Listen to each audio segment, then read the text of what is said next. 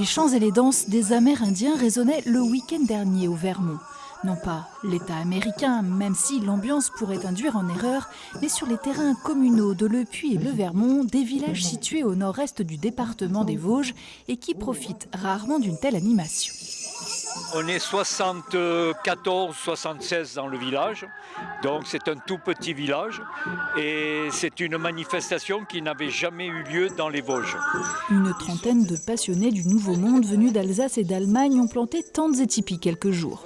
L'occasion d'en apprendre davantage sur cette culture à travers son artisanat, mais aussi les coutumes, cette façon de vivre qui a séduit le local de l'étape. À l'initiative de cette rencontre, Pierre Loup représente la nation Comanche. J'ai des tas de livres sur les Amérindiens et on se base sur ça.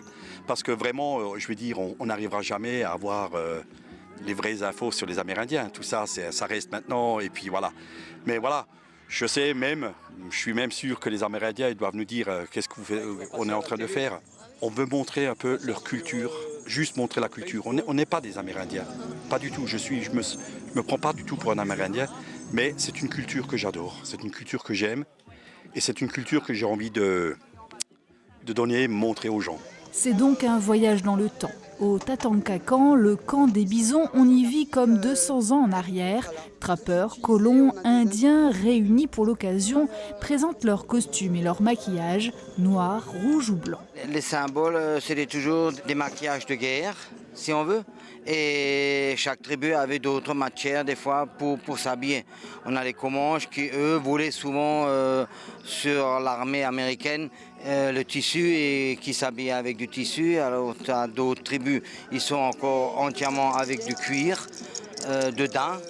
Ce que nous, on a maintenant, c'est tout ce que vous voyez, c'est du cuir de daim. Dans les cheveux des guerriers les plus braves, des plumes, les anciens mènent la danse et guident les tribus par leur sagesse et leur connaissance.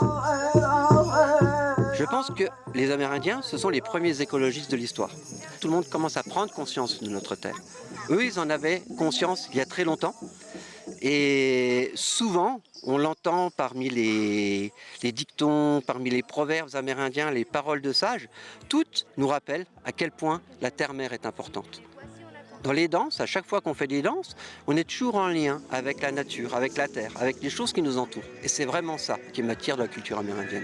Le Far West a pris ses marques entre les sapins. Lors de cette deuxième édition, le camp a plus que doublé.